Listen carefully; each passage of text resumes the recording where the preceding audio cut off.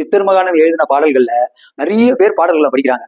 அந்த பாடல்களை படிக்கும்போது அவங்களுக்கு தெரிகிற விஷயம் என்னன்னா, தனஞ்சயன் காற்று, கூர்மன், அபானன், இந்த மாதிரி காற்றுகள்லாம் உடல்ல எப்படி செயல்படுது அப்படின்னு அவங்க எழுதியிருப்பாங்க. அதை வச்சுக்கிட்டு அவங்க என்ன பண்றாங்கன்னா, அபானன் காத்த மேல தூக்கணும், தனஞ்சயன் காத்த மேல தூக்கணும், இதை இப்படி கூர்மனை இப்படி பண்ணணும், அப்படி பண்ணணும், இப்படி பண்ணணும், ஒரு மாதிரி குழப்பி போறாங்க.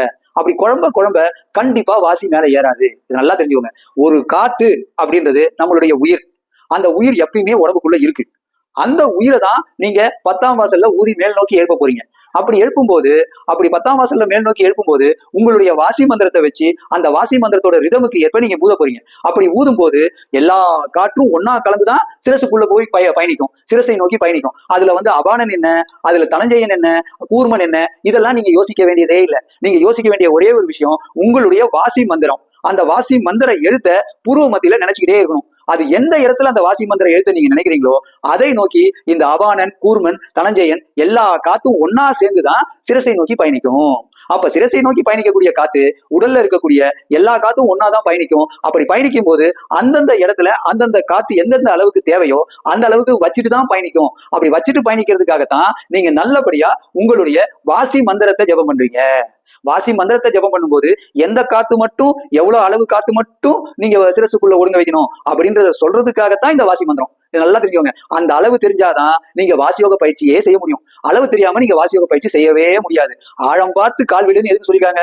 ஆழம் எவ்வளவுன்னு தெரிஞ்சாதான் நீங்க இறங்கி நடக்கவே முடியும். அப்ப அந்த உயிருடைய ஆழமான உங்க வாசி மந்திரத்தை நீங்க தெரிஞ்சுக்கிட்டாதான் நீங்க அதுக்கேற்றபடி வாசியோக பயிற்சியை செய்ய முடியும். அதனால வாசியோக பயிற்சி செய்யும் போது இந்த தனஞ்சயன், அபானன், கூர்மன் இந்த மாதிரி உங்களுக்கு குழப்பமே தேவையில்லை. உங்க வாசி மந்திரம் மட்டும் இருந்தா போதும். வாசியோக பயிற்சியில நீங்க மேல்நிலை அடைய முடியும் 10ஆம் வாசல்ல ஊதி. ஆனா தொடர்ந்து நீங்க பயிற்சியை மட்டும் மேற்கொண்டுட்டே இருக்கணும். என்னைக்குமே இறைவனை அடையறதுக்கு அதிர்ஷ்டம் காரணம் கிடையாது.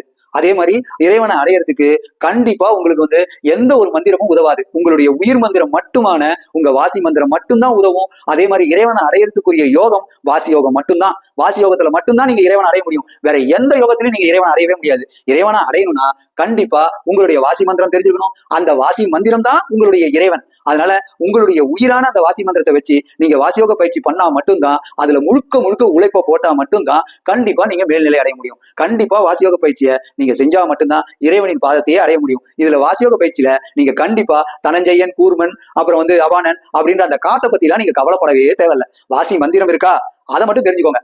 அதை தெரிஞ்சுக்கிட்டு நீங்க 10ஆம் வாசல்ல ஊதுங்க. கண்டிப்பா நீங்க இறைவனை அடைய முடியும்.